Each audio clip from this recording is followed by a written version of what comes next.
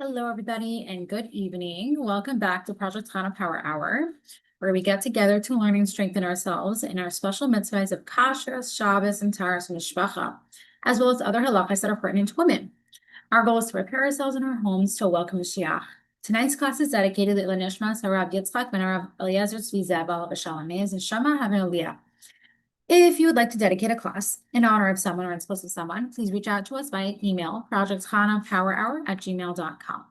And please join us afterwards for Tzedakah Tehillim and Mashiach. So let's begin. For our first class in Hilchos Shabbos, we will be continuing part 10 on our topic of Muktzah. Unfortunately, Rabbi Braun was not able to make it tonight, but we are very grateful to have back with us on our program, Rabbi Rottenberg. Rabbi Rottenberg is a Meretz Tzaddik as well as a member of AskTheRav.com. He has been answering shilos in the Rabbi Braun for the past 5 years and is known for his ability to give over halachic concepts thoroughly and clearly. Thank you so much for making time to be here tonight.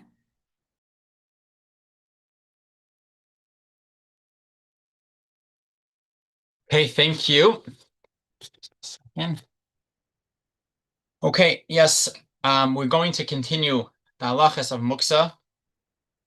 In the last many shiurim, Rabbi Braun laid out the halachas about when something is, what is the isra of Muktzah, the different types of Muktzah, when how you're allowed to move it. Certain Muktzahs are only l'tzerech gufay, to use the object, or l'tzerech mekoymai, to use its place. We went also through the halachas of a basis, which they're also not allowed to be moved, just like the Muktzah itself. The base, something which you put the Muktzah on, it itself is not allowed to be moved. We discussed what is basis? Is it when is it not basis?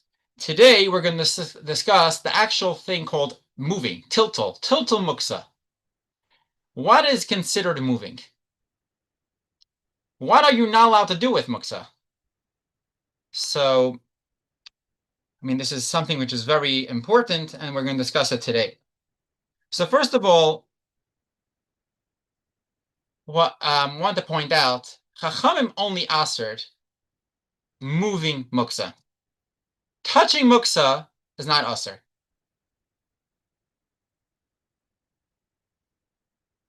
Unless touching would automatically move the object.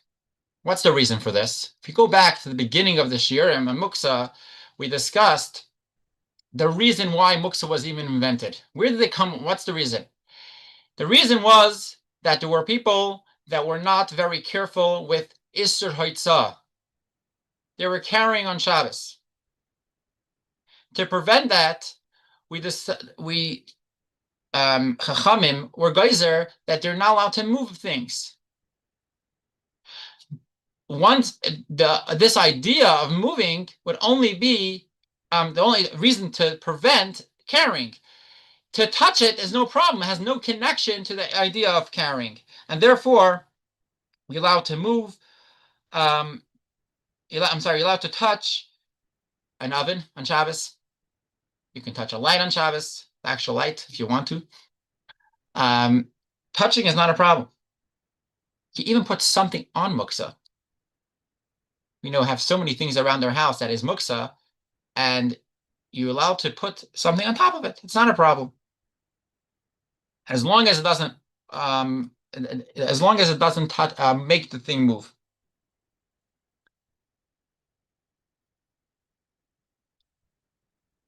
However, to put something on Muktzah with just touching it, but not just putting something on top of Muktzah, with touching it is not so pashut. The Yerushalmi says that you are allowed to cover an egg on Shabbos.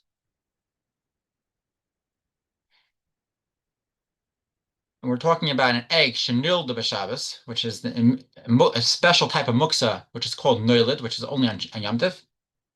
Okay. However, this is only providing that the kli does not touch the egg. Which we see over here that the Gemara Yerushalmi says that you're not allowed to touch the egg. So l'chayra, we have a shaila. Why didn't we say that touching muktzah is not a problem? So there's two shittas to explain this Gemara. One shitta says that this is a yotzim min haklal. It's a special din that an egg you're not allowed to touch. Why can't you touch an egg? Because an egg is round, and if you touch it, it's going to move. Special din by an egg. However, there's another shitta that says that, yeah, normally it's true. Normally, you're allowed to put something on top of muktzah.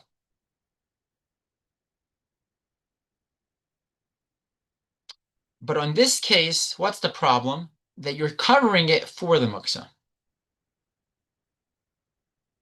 You're not allowed to touch it. I'm sorry, you're not allowed to touch the muktzah for the muktzah. But tzorech ha-muktzah, that's the issue. So we have two shittas. Now it's a big nafkemina la'alacha.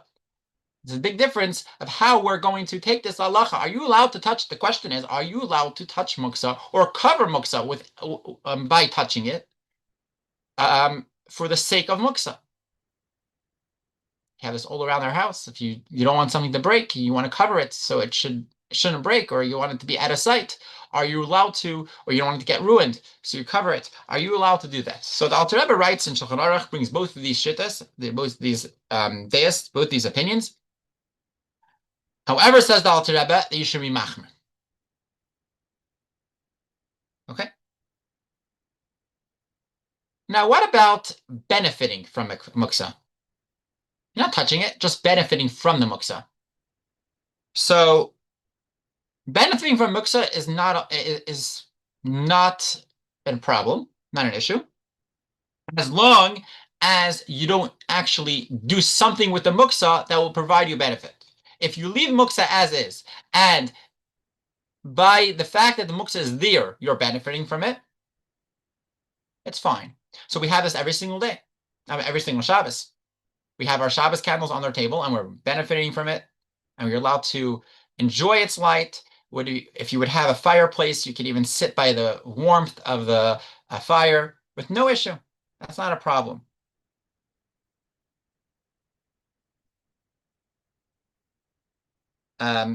However, if you need to do something to achieve the benefit, meaning you need to do something to the muktzah, even if it doesn't actually move the muktzah, but you're doing something to the muktzah to achieve this benefit. So I'll give you an example. Muktzah, we mentioned the first year, and this is something which I think it's important to mention again, is that muktzah is aser not only on Shabbos, but also on Yom Tov. So would you have pieces of wood that are muktzah, right? There's no use for it. Example of muktzah, pieces of wood that are muktzah is shivrei kelim.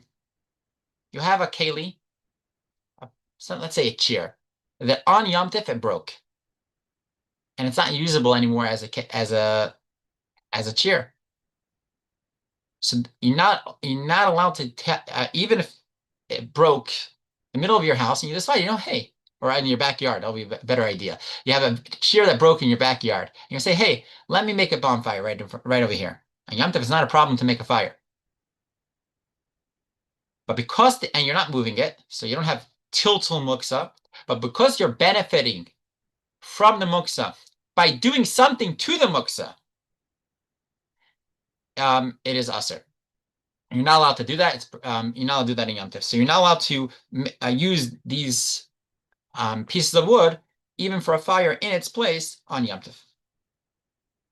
Now, just to summarize these halachas, so touching muktzah, again, you're allowed to touch muktzah with your hand as long as you're not going to move it.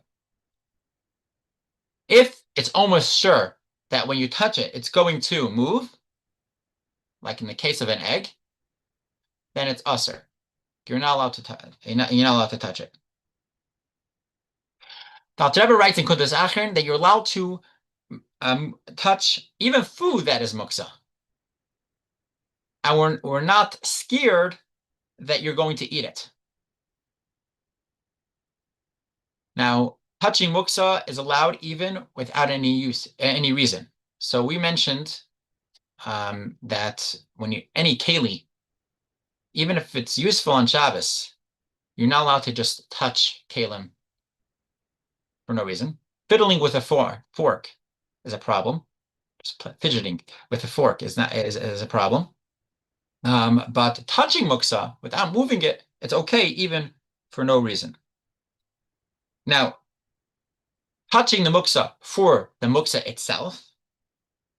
So that we mentioned that you're allowed to put something on something which is not muktzah on something which is muktzah, as long as it's not for the muktzah itself. However, if you're covering it for the muktzah itself, so when we say Rishri Machmir, that you're not allowed to cover it if you're touching the muktzah.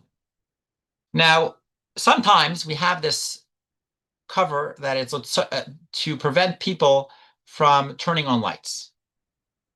There's little magnetic things on top of lights, or anywhere, people put over the phones on Shabbos, and sometimes that's around their house. It's the covered Shabbos to cover different muktzah items, and it's more to prevent people from not using it or to be out of sight. So those things are allowed to be done on Shabbos itself, because it's not l'tzorech hamuktzah. It's not for the benefit of the muktzah. It's there to bring covered Shabbos. It's for you. It's for the person. So he should not, by mistake, touch the muktzah, or so it should be out of sight. It shouldn't look funny to have a fax machine right next to your Shabbos table. That was the old okay, old example. Now, again, we mentioned that having benefit from benefiting from muktzah is allowed, as long as it comes by itself without doing anything to the muktzah. Now, we all have this, a couple of years ago, or now it's like about 10, 15 years ago, they made a new Shabbos lamp. Kosher Innovations made a Shabbos lamp, which everyone has in their house. Now, how does that work? So there's two parts to the Shabbos lamp. There is the part that you turn to cover the light, and then there's the actual light, actual lamp.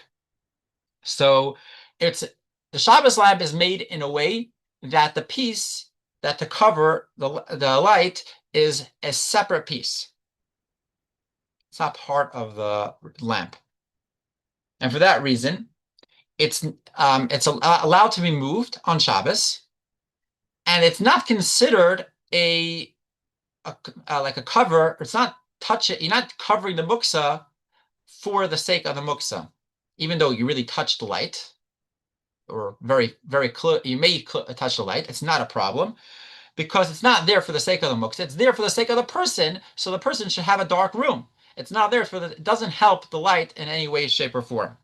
However, the lamp itself is muktzah.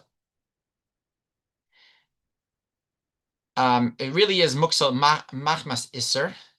Sorry, muktzah klisha malachil iser. It's a keli which is normally used. The normal use is by iser. How you turn it on is an iser. It's not allowed to be done in Shabbos. So therefore, you're allowed to move it l'tzerach gufoy l'tzerach mekaymoy.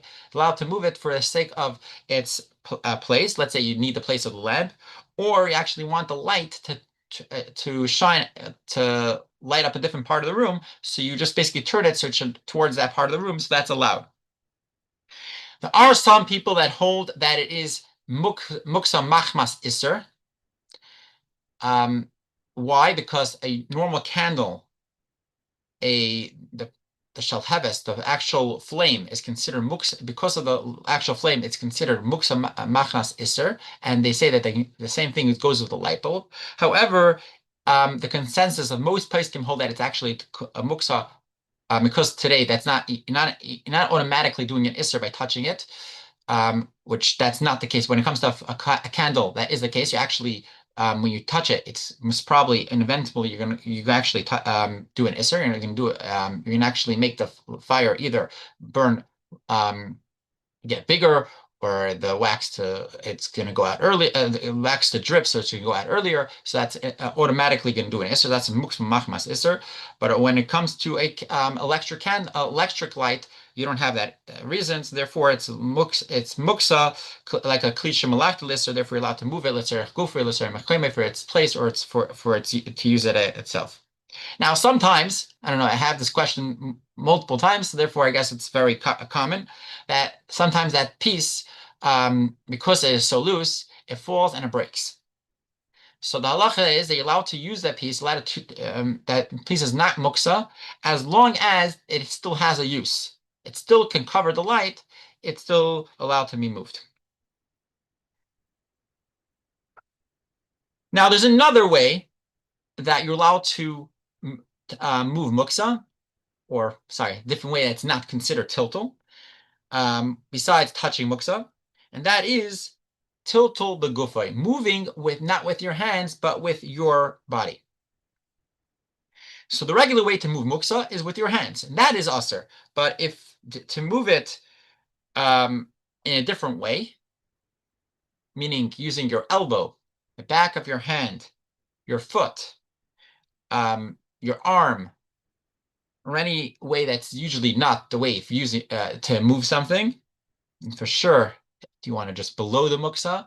That is allowed. Therefore, if there's money on the floor in your house and you want to move it under furniture, you're allowed to kick it with your foot under under furniture. Same reason, you're allowed to sit if you have a pile of lumber, pieces of wood that is going to be used for some construction, you want to sit on it. So you're allowed to sit on those pieces of wood, and there's no problem that automatically some of those pieces are going to move, because the way it's being moved is with your body. It's not with your hands. The same thing is you're allowed to lean on a car on Shabbos, even if the car is going to move. You're not moving it with your hands. So actually, you have to be careful. Don't move a car with your hands. It goes without saying that it makes sure that the car doesn't have an alarm system, because if the car has an alarm system, then it's not allowed to lean on the car. For sure, not allowed to lean on the car. Very common, you open a closet, a refrigerator, a freezer, and there are muktzah things inside there and not muktzah things, especially in a freezer. A lot of things over there, raw meat, or a lot of other like chicken, meat, all the things that they have over there in your freezer may be actually, in most cases, actually real muktzah, and you're not allowed to move it at all, even let's say so you're going into the freezer to get something, and you stick your hands in, and you're getting your thing that you want to get, let's say your ice cream. So you're allowed to, with your back of your hand, move to the side the muktzah items. You have to make sure that you don't use the regular way, meaning you don't use a palm of your hand to move away the muktzah items, because you're not allowed to move it at all. With your back of your hand, with your arms, sometimes that may be practical. So you can move these things on the side with no problem. Now, all these things that we mentioned about moving muktzah in not a regular manner, that's only if, meaning with your back of your hand or with your foot, that's only if that's not the regular way of touching the muktzah. So there are certain things that the way to use it is, the way to move it is with your foot. Let's say a ball. So that's not considered a shinoi. It's not considered kalachar yad if you kick a ball on Shabbos.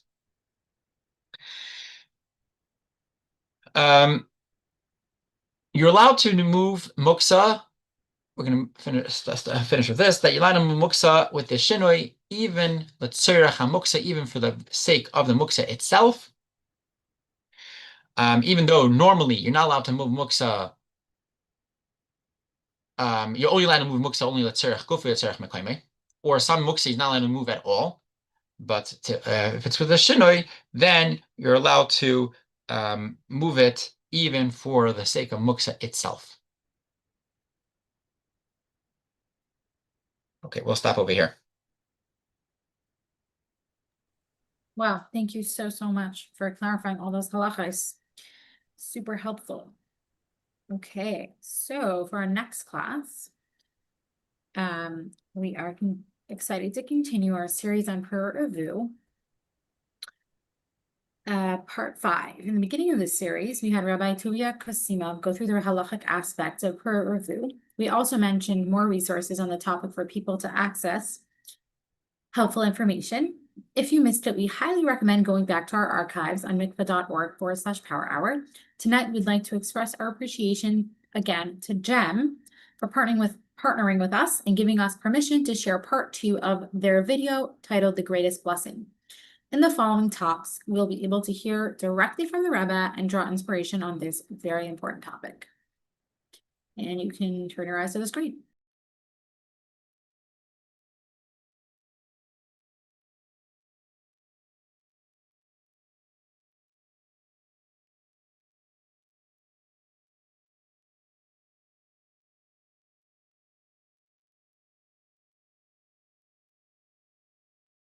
Es ist wirklich so, dass die Welt wird eisen wie eine menschliche Welt, nicht eine Welt von Wildkeit, nicht eine Welt von Heder, Amusser und Chulu.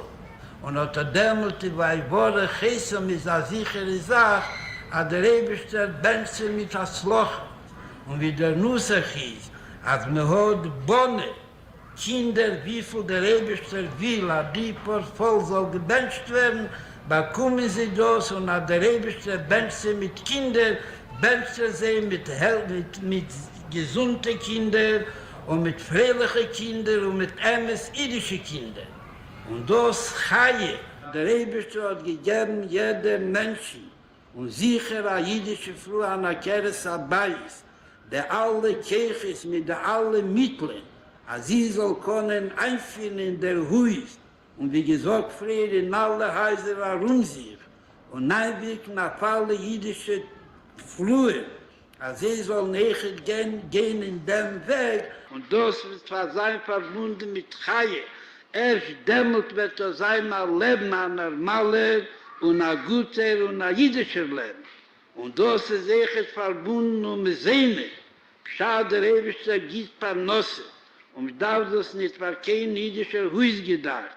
Sollen davon ein Doktor, was darf beruhigen, der Portfolio der Farbe sie fühlen, ein unnormalen Leben nicht auf Pischelchenorch mit die Begrenzung gehen, ist jeder Rebischter und seine Reviche als in Parnasse, was man soll das nutzen, mehr nicht wie auf breite Sachen und gute Sachen und heilige Sachen und gesunde Sachen, weil sie sein ein gesunder Vater und eine gesunde Mutter und gesunde Kinder und sie werden helfen aufbauen, also sein der ganze jüdische Volk, ein gesunder Volk und mit haben eine gesunde Welt herum sich, unheimlich, in der Beziehung von der Welt zu jedem, als sie sein eine gesunde.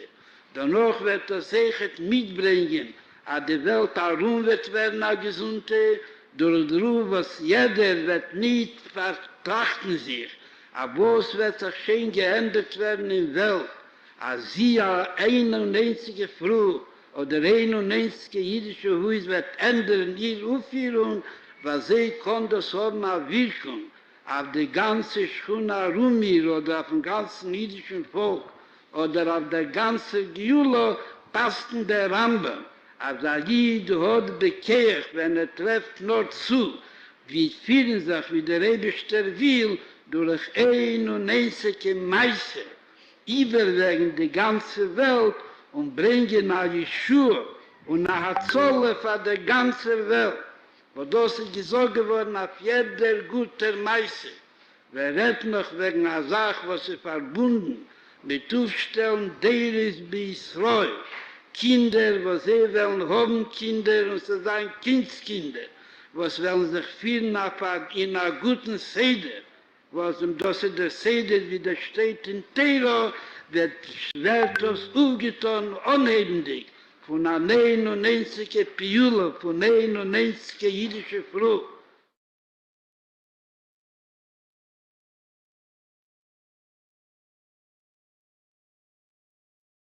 Die Gemorre sagt, Teher Niflo, und sagt, dass er da Gimel Schutfi. Als er wird geboren, ein Kind, ich da in der 3 Schutfi. Was a Schutef, al pi Halacha, ist a Schutef. Und wer seien die 3 Schutfi mit das der Rebbe und der Vater und der Mutter? Und von die alle 3 zusammen wird noch die dort Möglichkeit, es wird noch geboren, a jüdisch Kind, wie der Rebbe bestimmt, a Jüngel oder a Mädel, und danach hat Recht abgegeben zu der Pchire von der Avoim, als sie sollen sehen, mit Gadel sein, le Teiro, le Chupo, und le Meisim Tevim, und Birkas Hashem hi Tashi, wie bald als sie haben Esiklim gehen in den Weg, der Chavaya, sie Zaves Bonov, was Beisei Achro, is demot wird es in der Nähe von Aschirus, nicht Nesef auf Aschirus Beruchnis, Aschirus Begashmis Kipschuter. Bischasse wird geboren als Sohn oder eine Tochter, wird mit dem zusammen geboren, sein Parnasse. Nur bis ein bestimmten Alter, bis ein bestimmte Jahr, geht der Rebbe Zug auf Schliches und Schuss und Vergnügen zu der Vater und zu der Mutter, als durch sie geht die Parnasse zu der Sohn oder der Tochter, danach, als sie wachsen, nur ist, buhen sie ein Haus und eine Family für sich. Und sie kommen Parnasse unabhängig von der Mutter und Vater und der Mutter. Aber demut, wenn die Eltern helfen sie eine Reise, geben sie über dem ewigen Geld und dem ewigen Kessel besorgt zu den Kindern, nur sie haben den größten Schuss und den größten Vergnügen. Echet Begashmius, wo der Ewigste hat sie geschenkt mit Asamin Blocho, und hat sie gegeben die Möglichkeit und den Schuss zum Erfahrene sein, zu erziehen, sie ihre Kinder, Beruchnis und Begashmis bis ein bestimmten Alter, bis bestimmte Jahre. Die Kegel lassen bekabel sein Biches Hashem, i das Kim Rotzim Hashem, is macht a größere Kegel, Mieder kneged Mieder, wo der Rebeste lebora Kodesh Baruch Hu dover rechet levatolo, und so kommt zu gehen eine jüdische Frau, eine jüdische Mann, und beweist den Ewigsten, als gemacht, eine größere Kehle. Worden es ist einen Missborich, getan kol hatoli bohem, abhoben Bonim und Bonis, Eskim Bateiru b'mitzvisel, und Hilchim bederech ha-yosher v'atev, beine Elikim und beine Odo.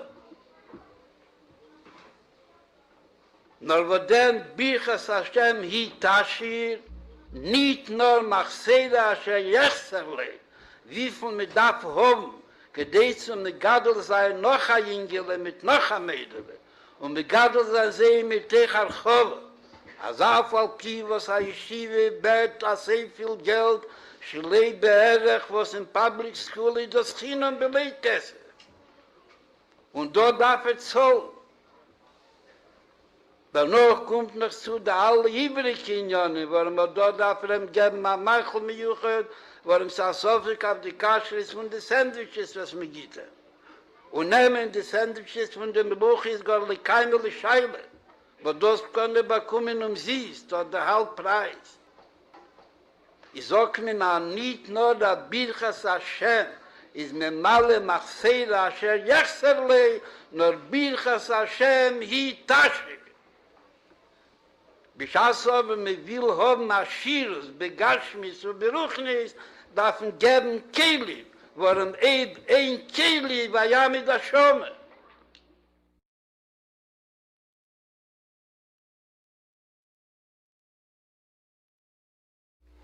Und da kommt zu noch ein Jinem und noch ein Teine, wo sie echt mit Jusod und mit Wusses auf ein Teus Gmura, al pi Teras Semes und Teras Chayim, sagt die Teras le Nivro Isha Elo le Yefi.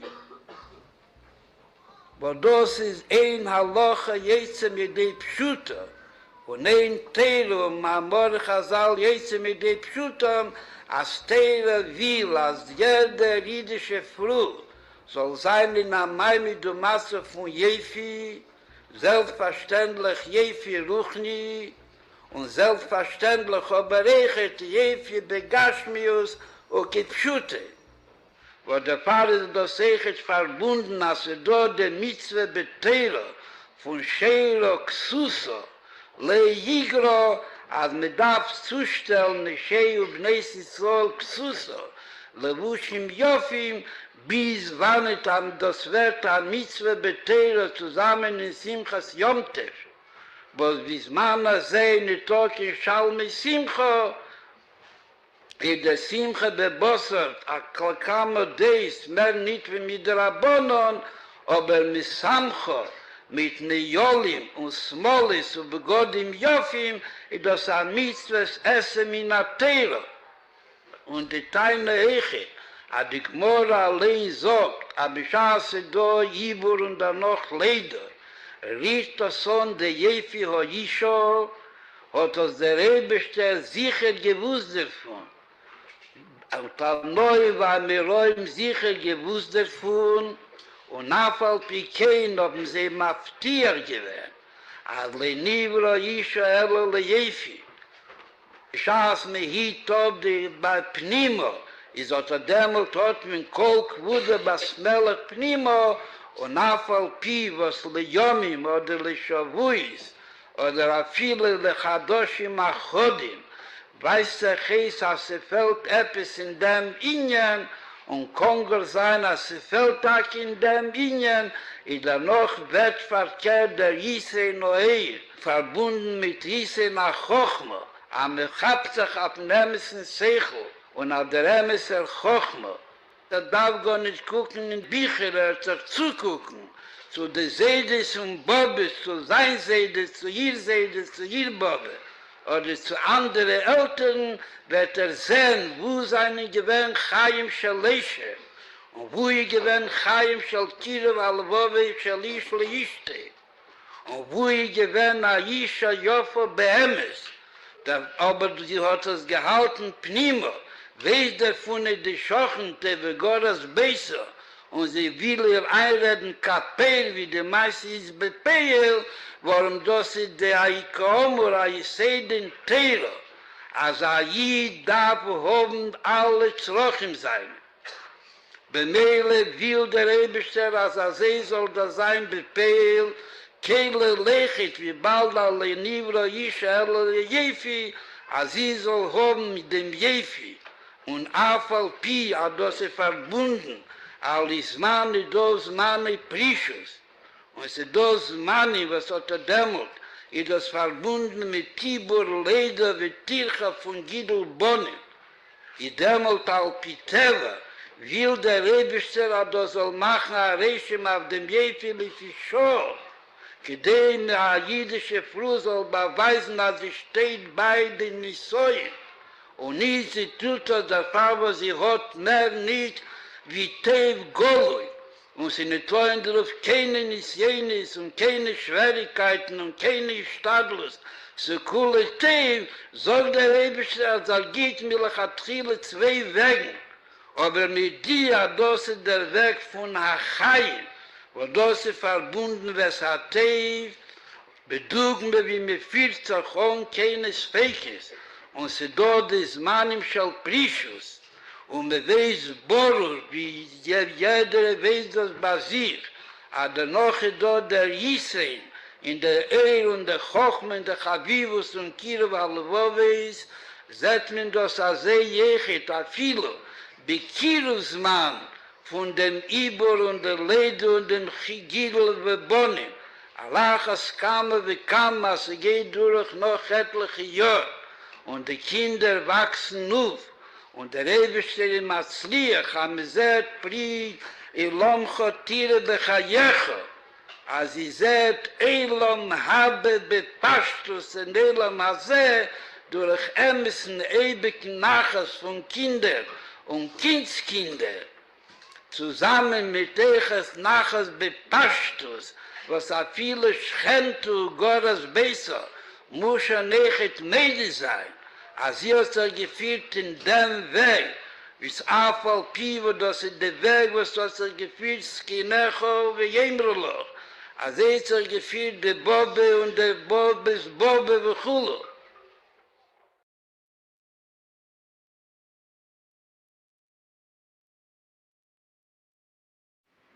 Fragt wahrscheinlich doch, darf hier werden nach Landen, man darf hier werden nach Flumme. Und sie darf werden Flumme, wie sie darf zu sein. Und man darf sich aufhören, wie sie darf zu sein. Danach ist es sein sicher, wenn geht zu den Kindern, wenn geht zu den Kindern, wenn geht zu einem in die Welt und Schule. Sagt man mir, ich hat Chila Riebe. Wird alles gewusst, alle Teile. Und der Reis, was mir bringt auf die Teile, sagt man, nicht sagen, du darfst zukommen und lernen, in Jerusalem, in alle gute Sachen. Aber Afal Piquet, Mitzvah, Bole, ja, der Alltag mit Zähnen. Als dann noch sehr viel Mitzvah ist, top, Reis Mitzvah ist, ich sag mit ja nichts vernehmen, aber da war los, da Bole, ja, ist Alltag mit Zähnen.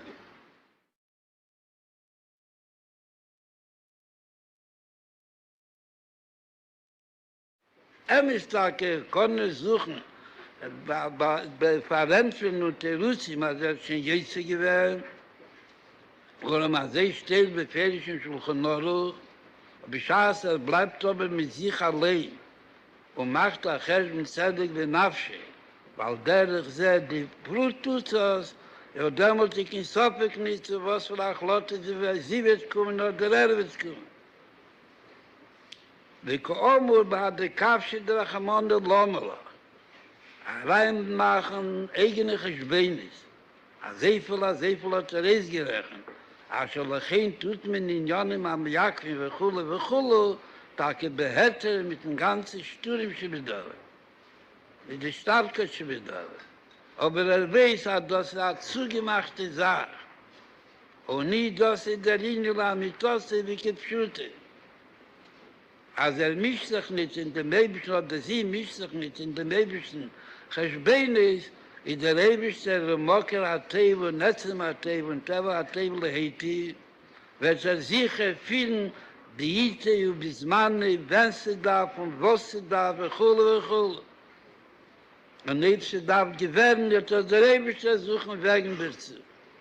Und bedarf keine nicht gehen kann, die Tonnen, Jonen, was sehen kann, am Mokem, Laharig, Bezer. Auf wie, was mit tut, ob sich und warum sich, durch hat dich als Beines und so was das bringt, Beruchnis und bis, was das bringt, begasch mich, da alle Beines. Zu sich allein und zu dem Mann und zu dem Marum und Chul. Berechen nicht wegen, die, was gucken sich zu und gucken und suchen Peruschen und Chul. Oder suchen gar nicht kein Peruschen.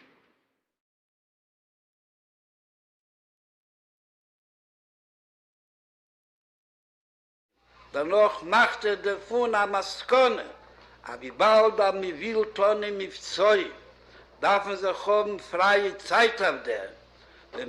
Man kann sich nicht verlassen, die Kinder, als wir schon auf Hefke, Bemeile darf man abwarten, am Mescher Zwan, zwischen ein Kind mit dem Zweiten, Gedese soll bleiben zwischen Zweiten mit dem Dritten, Gedese soll bleiben mit Mam Ponoi, auf Tonnen, die Mifsoim, Shalakodush Borchu, in Apostes Hatere wa Ayadus, mit Kehle Apostes Amayonis, wo do Sidach Mayonis, Teres Abal Shemte, wo sie seine Mayonis, von Teres Divre Alikim Chaim, von Teres Melech Malcham Lochim HaKadosh Baruch Hu. Is koomur liyil der Rebester beseichet, unter dem Cheshmu, und nebse wichtiger ist Ton in Mifsoim, oder in Apostes Ayadus Bichlal v'Kayesi Baze, weil der Rebester Azei ist stellen, als soll sich abhalten und soll kommen Hakel Ossa, Jofo Beitei, und neb der Rebester Bench mit der Kind, noch vor der Zeit, wie hier weiß der Geist, als besser vor Mifsoim, i dos Gufe Aichocha, Adosse bei Jinir Leben und bemeile Eichet, vor dem Leben und dem Team von dem ganzen jüdischen Volk, tut sie auf Merer und Schlei Bejerech, der Kiem a Mitzvah von Peru, wo in a Neifen, von Milas Hores, wie sie wohl gekonnt aufton durch Muktzah. Okay, mit du, wo nechet merume sind nedrisch, a der Ingen von Teiro Mitzviseho, was limud meveli die meiste Machschafte shel Teiro kodme leila.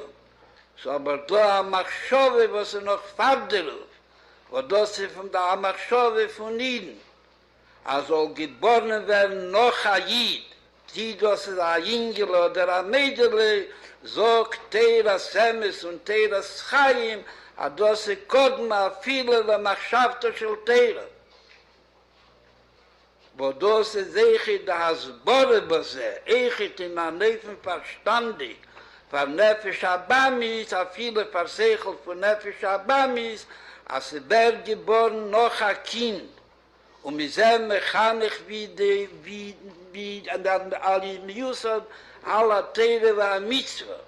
Ist auch der Kind, wird noch ein Peil hat auftun, in die alle Unionen von den Mifsoim noch mehr kann sein, wie es wohl gekonnt umgetan werden, durch der Mutter oder durch den Vater, und befragt noch, hat noch jeder Rebester genug Zeit, und die Gid hat Loch in dem Zman, aber es soll können Nufton in dem Zman, was bleibt Ponui, von Kiem, Shar HaMitzvahs, Ufton in Mifsoim, was beschaßen hat das Loch in dem Zman, tut mir nur bescheite Chode, berige Chode, kam auf im Kocho, wie man wohl gekonnt auftun, wenn man legt ob die Kiem, ha-Mitzvah, ha-Yikris, wer die Schöne Beteile von Prur, Wu, und Milas Ores, mit der Teine von Mifsoi.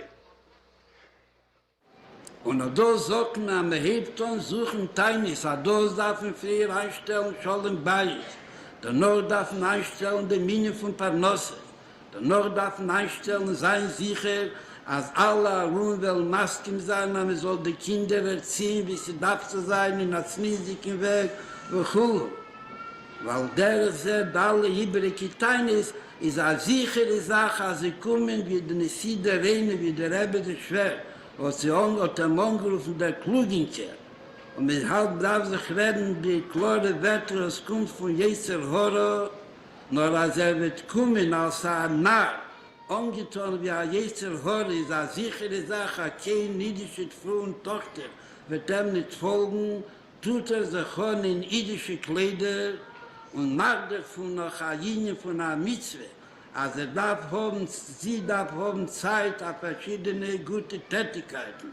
Wo das kann sein, ob sie sein noch ein Kinderhaus. Ich frage noch, als sie kann Leche sein, trinken auf dem Rohr. Und wird ja Riss geben, man hätte, soll man wissen sein, dass das ein Kluginker, was hat sich angetan, mit der Klugschaft, in einer seidenen Sirtut mit der Gartel, aber was sie dort innewenige, dass der Jeser Hara mit seinem ganzen Sture. Uns noch nicht auch in eine Sache, wo der Jeser Hara will, wo der Fuß soll Arrest kommen, eine gute Sache, für jeden von klein bis groß.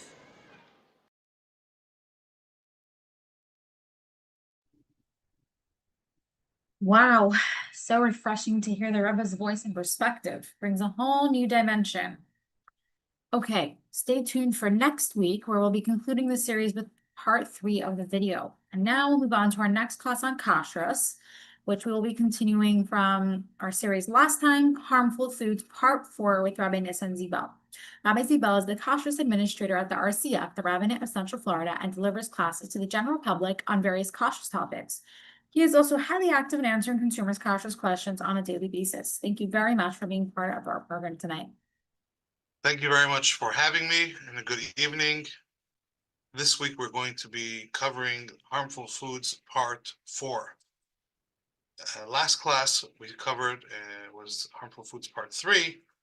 We had discussed the sakana, the danger when it comes to fish and meat being consumed together, and practical ramifications that come about to a day-to-day life, as well as we discuss various products on the market that a person may not even realize may contain fish in it, and what to look out for, and how to be aware of that. We're going to continue this week discussing a few more products which could be relevant to a consumer to know that they may contain fish, and their practical application when it comes to consuming these products together with meat or after meat, and how to go about such a case.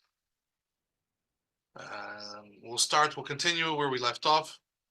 So another product which is interesting is there's orange juice from Tropicana that's actually labeled OKF, which stands for OK Fish. The reason why it has that is because there's actually fish oil in there. The reason why they put fish oil in there is in order to boost the omega-3 content in there. Obviously, such a product could not be consumed at the same time that one would be eating, let's say, meat, whether it's a meat sandwich or whatever, or if someone wanted to cook with that orange juice, let's say, I don't know, orange chicken, or use orange juice in a recipe for meat, that would not work because of the fish content. We do have a few visuals as we discuss this, so I'll be sharing the screen to show a few things about that.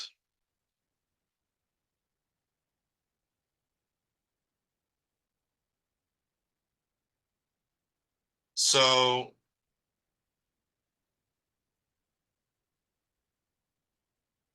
we have here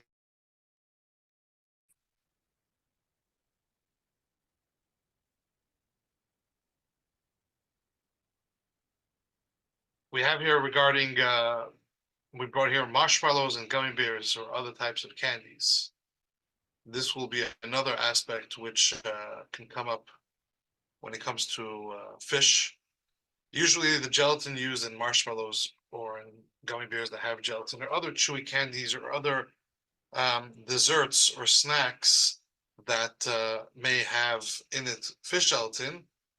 So at times one may not even realize they may be serving some gummy bears for dessert, or other type of candies that are, if it's jelly rings or something else that contain in it fish gelatin, and one may have just finished eating meat and they won't even think twice, do we need to this time rinse our mouth out and eat something to clean our mouth out before eating this product of fish? And this brings us to a discussion if fish gelatin does fall under the category of being a fish product. Obviously it comes from fish, but some want to say that since it's so processed, it's so removed from the original product, that it basically is not anymore, we don't look at it anymore as fish, and therefore there would be no issue, and one would not have to rinse their mouth between one and the other. They wouldn't have to do any of that. It would be fine to consume. However, others say no, since it comes from fish, one should avoid it. This wouldn't just apply just for desserts. At times, people may use gelatin, kosher gelatin, which kosher gelatin generally is made from fish, and they may use that for a thickener of a sauce or a soup, which would be maybe a meat that will end up with meat. So this would be back to the same dispute, whether gelatin from fish is considered fish and we can't mix it with meat or not. And there again, there are various approaches out there. One should speak to the Rav which approach to take, but if they would take the stricter approach, it would also apply to desserts that contain gelatin. And we have marshmallows here as well, because sometimes people may have a barbecue, and at the barbecue they're eating whatever, hamburgers, hot dogs, and they also afterwards are going to have some sort of a bonfire or marshmallows roasted, and they may use the same skewer that they used for meat to roast their marshmallow, or they may put it down on their plate that just had hot dogs on it, or they may handle it with their fingers that may have hot dogs, and they may not treat it all like fish, when the kosher marshmallows generally are made out of fish gelatin. So that's just another practical application that one may not be aware of, but actually could make a difference in keeping this halacha of not mixing fish and meat. In addition, just we mentioned before the orange juice, so we'll bring that up as well. Here's an example of the orange juice that we spoke about. It'll say on it It may be a bit blurry, but okay with the F next to it. And if you look at the ingredients, it contains tilapia, sardine, and anchovy. Like you see right here, fish oil and fish gelatin contains tilapia, sardine, and anchovy. So at times, fish may be in things that we may not even think they're in that product. So to be an educated consumer helps us have that awareness and look around and be aware where these things could be found, and to make sure not to basically come in contact with it when one is dealing with meat. Now, going back to other products that may as well come up is we mentioned desserts. At times, desserts may also contain within them marshmallows. If it's chocolate-covered marshmallows, so the same idea as well would apply to that, and one should keep that in mind.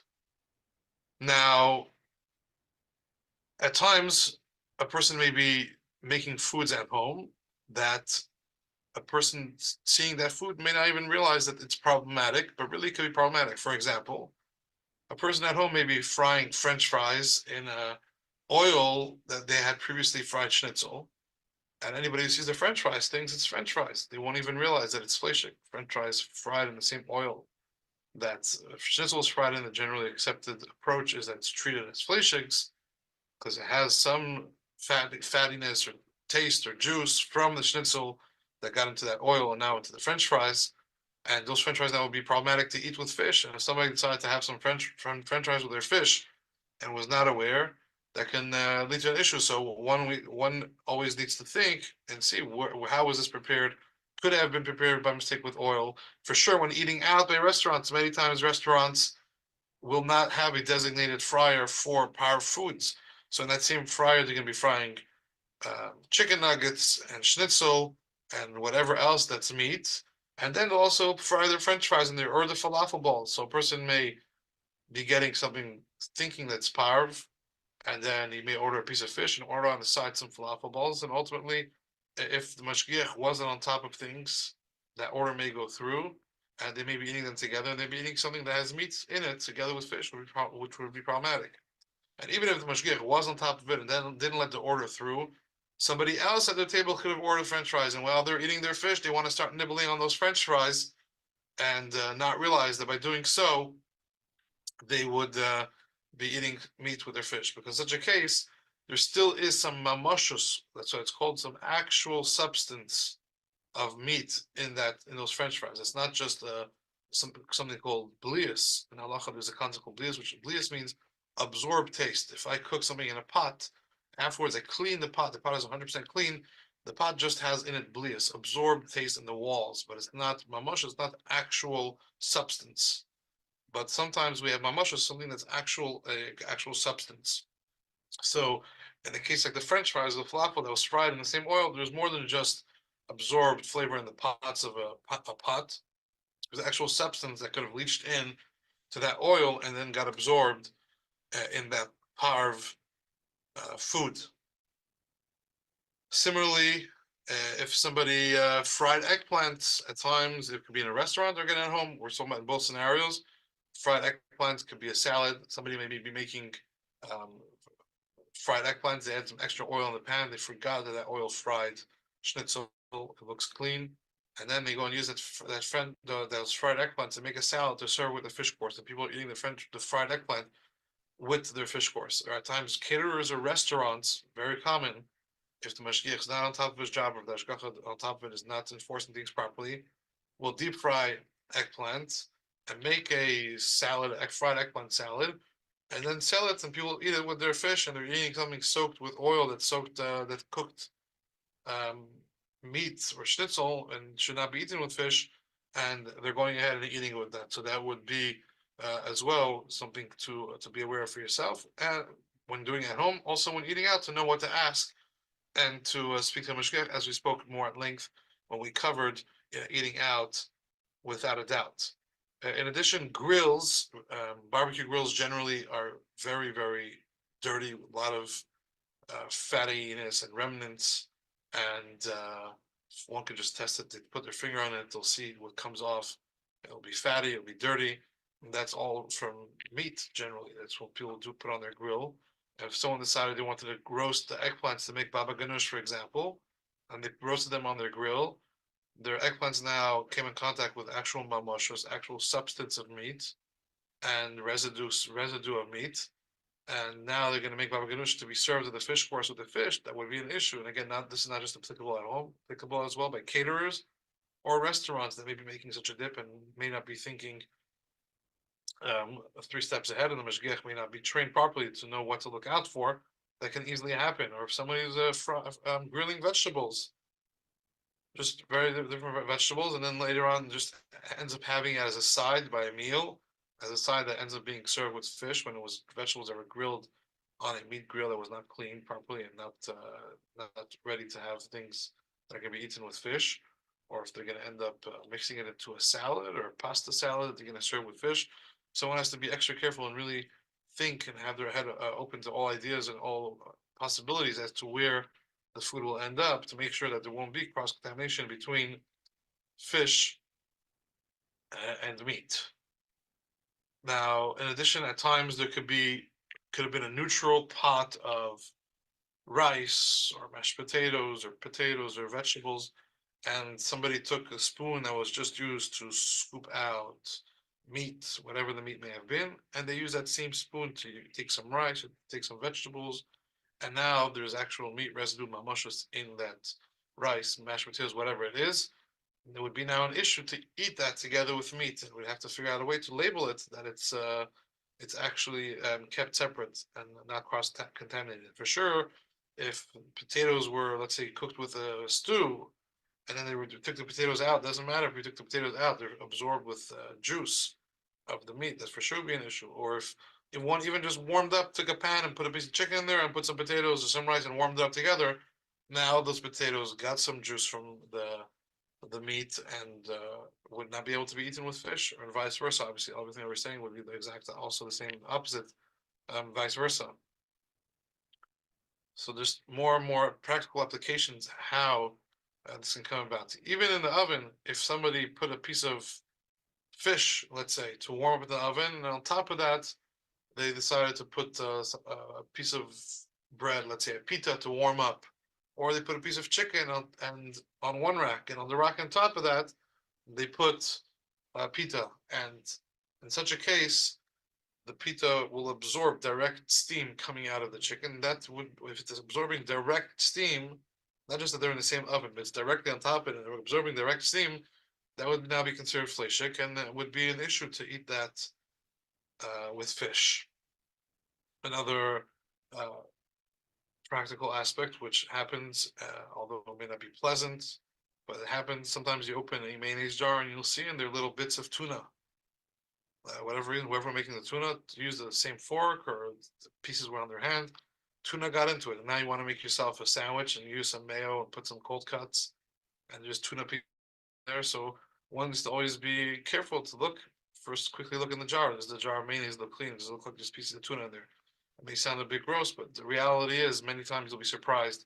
You may find other things in the mayonnaise jar, and you might as well be safe. So these are just things to look out for. So just to touch in clarity on one aspect we mentioned that obviously you cannot eat them together and you need to eat them separately, but it's not in any way like meat and dairy that you have to have any wait time. I'm not sure if we mentioned it, that's why I'm mentioning it again. There's no wait time required whatsoever.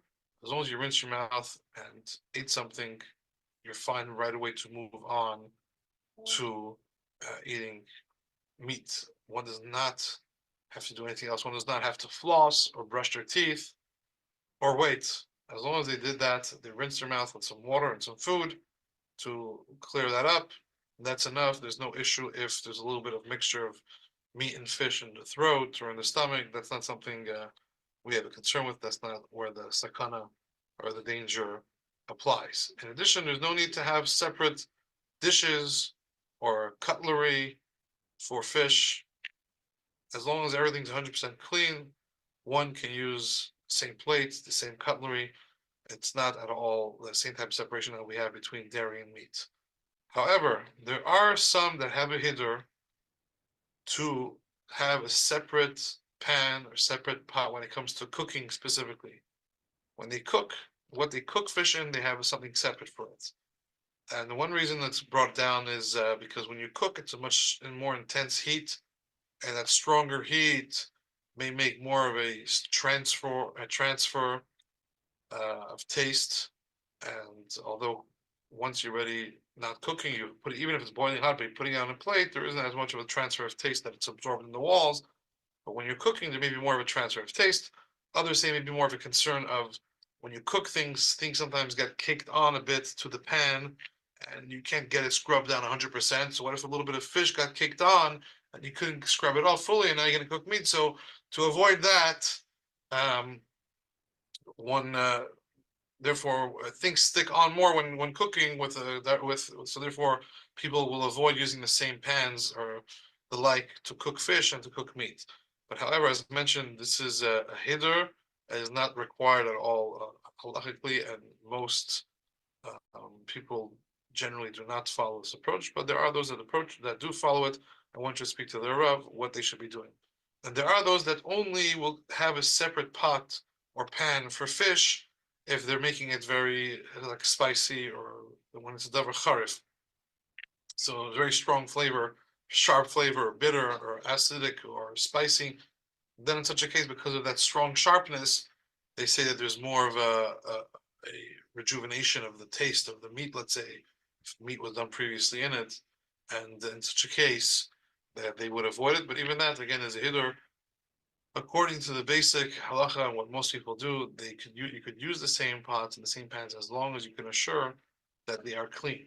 Now, if you have a very busy kitchen, a lot going on in the kitchen, and it's hard to really be on top of making sure everything is always clean, then the practical approach is to require separate. So, for example, in catering kitchens or restaurant kitchens, where things are so busy, even when they do clean something, it's a quick scrub and not always thoroughly done, or sometimes wipe with a towel and they move on. And therefore, situations, they don't have the time to wait for something to thoroughly get washed. One spoon was used here, will quickly be used here. So in such situations, many hashgachos will require separate cutting boards, separate knives, separate pans, and separate mixing spoons. They won't require to the extent of having separate plates and forks to serve customers, because usually those are cleaned well, but within the kitchen, dirty equipment that is not really always thoroughly washed until the end of the day, and during the day just quickly rinsed, they will require. And if for whatever reason a person in their house has a very busy kitchen, if it's a Chabad house, or if it's a house which is doing a lot of achnasas orchim, then it should be taking on these various precautions to make sure that this doesn't happen. Because in a busy kitchen, suddenly you need a spoon, and a spoon may have just mixed meatballs, and you may just take that spoon, quickly wipe it down, and mix a pot of fish. And if you don't have designated things, there may be more of a cross-contamination. So one needs to be more careful and be on top of that. Now, when it comes to what if someone by mistake did cook fish and meat together at the same time in a pot, most authorities actually hold that one person in such a case needs to kasher in order to remove that mixture from within the pot's walls.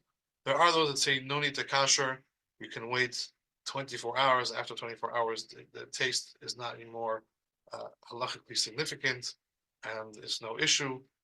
At times, the Rav may apply the lenient approach if it's something that can't be kashered, like if it was glass or earthenware. But one should speak to the Rav in such a situation to get guidance on that. We will continue next week more scenarios of situations where a person may end up having mamashos, actual residue and substance of meat transfer into fish, and how to avoid it. And I believe that will be the last class on this topic, and we'll move on to the next topic of harmful foods after that. Thank you very much for having me. Have a good evening. Wow, thank you so much. Okay, before we conclude with Tehillim and Mashiach thought, we'd like to reach out to all of you, our listeners. Baruch Hashem, our classes are continuing, but we need your help to fund them. If you enjoy these important and practical weekly classes. Please consider being our partner to help keep them going. We rely on and appreciate all contributions, any amount. Please log on to mikvah.org/donate and select Project Chana Power Hour to go towards our program. Thank you. Okay, so we're gonna go ahead and put a coin in the tzedakah box. You can use a physical one or an app, whatever works. And we'll move right along to saying the Rebbe's Kapitel together, followed by Kapitel Chaf for Eretz Yisrael. Alrighty. Together, let us say, Shir Hamalis, the David, Lule Adonai Shahir Lenu, Yarmana Yisrael, Lule Adonai Shahir Lenu, Bekum Alinu Adam, Azai Chaim Bala'ano, Bacharis Ap Ambanu, Azai Hamayim Shtafunu, Nachla Avar Al Nafshenu, Azai Avar Al Nafshenu, Hamayim Hazai Dainim, Baruch Adonai Shalenu Sananu Tarf Lishinehem, Nafshenu Kitsipur Nimlata Mipach Yagshim, Hapach Nishbar, Vanachnu Namlatnu, Azrini Mishem Adonai, Aise Shemaim Ba'aretz. And we'll continue on with Kapitel Chaf, keeping in mind, especially all of our fellow Yidden in Eretz Yisrael. Lanatzech Mizmor David, Yan Chat, and Ibiyam Tzara, Isagav Hashem Elhayakad, Yeshlach Hazar Hamikaidash, Umitzian Isadaka.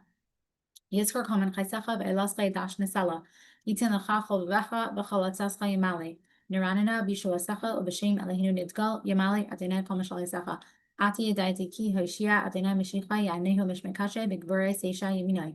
Ela Varachav, Ve'ela Vasosem, Va'anachnu Mishem Adonai Elahinu Nasker, Ima Kar V'nefalo, Va'anachnu Kamnu, V'anitz Aidad, Adonai Hoshia, Hamelach, Yaninu, V'yan Karinu. Okay, moving along to a brief Mashiach thought. This is something from a Sikha. The Rebbe said, Shabbat Thomas Tafshin Nun Aleph, and he said that according to all the signs mentioned by our Chachamim about the coming of Mashiach, our generation is the last one of Galus and the first one of Gula. And therefore, it is appropriate to look at the period of the 3 weeks not as a time associated with Galus, but rather it's actually a time that is preparing us. It's the preparatory stages leading to the coming of Mashiach. And before we end off, just a couple quick reminders. Number one, if you appreciate the weekly classes, share them with friends, family, whoever you think would appreciate them. All playbacks are available on mikvah.org/power hour and also on all podcast platforms, as well as 24/6, which is very exciting. Search us up as Project Chana Power Hour. And also, if you have questions on the classes or would like to dedicate a week of learning in honor of someone or Ilay Nishma someone, you can reach out to us by email, projectchanapowerhour@gmail.com. And we look forward to seeing you again next week. Eretz Hashem, and may our learning prepare us in our homes and bring every Yid home to Eretz Yisrael with Mashiach now. Have a good evening, and thank you for joining.